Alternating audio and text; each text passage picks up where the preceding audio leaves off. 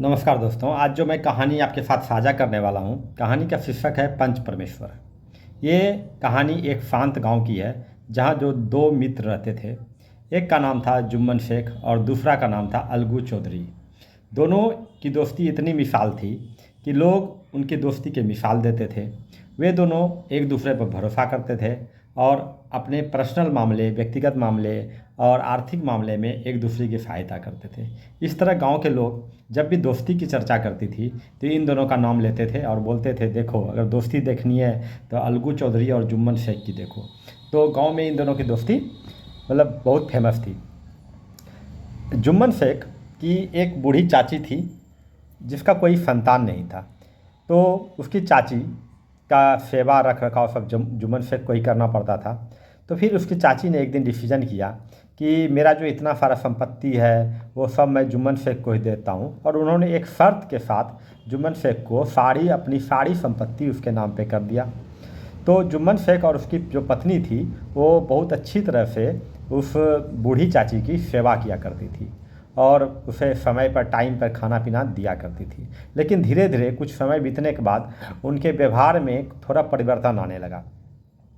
उसे जो पहले खाना मिलता था उसके जगह सूखा रूखा खाना देने लगा और बात भी वो सम्मानित तरीके से करने लगा।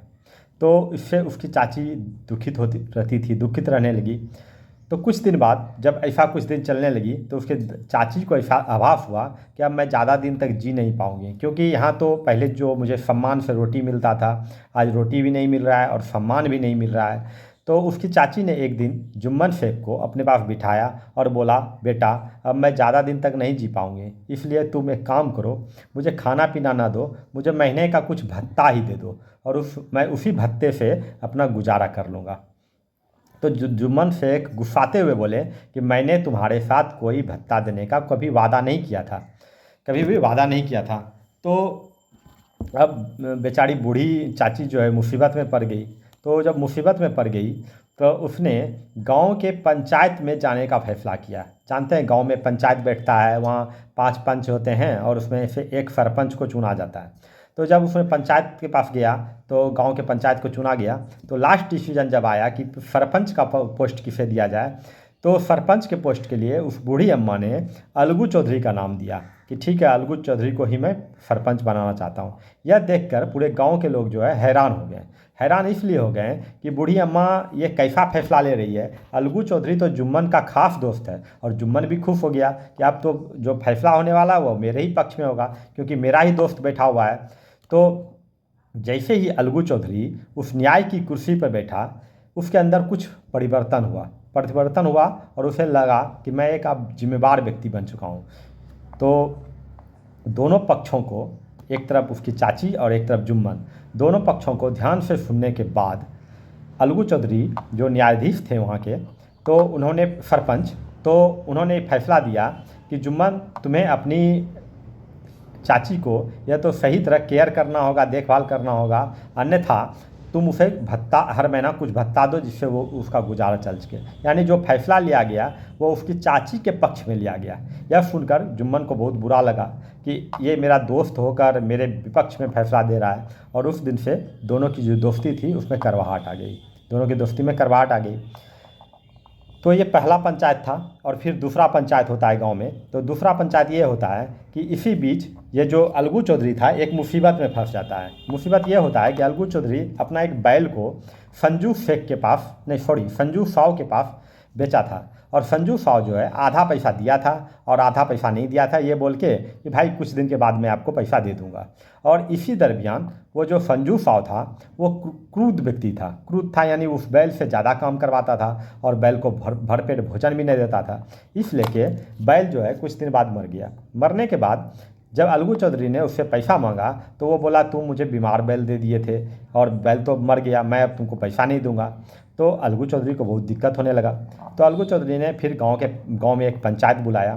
जब पंचायत बुलाया तो अब पंचायत का जब हेड चुनने का बारी आया तो उस संजू साहू ने जुम्मन शेख को ही पंचायत का हेड चुना। वो इसलिए कि वो जानता था ये उसका दुश्मन है और ये मेरे पक्ष में ही फैसला देगा।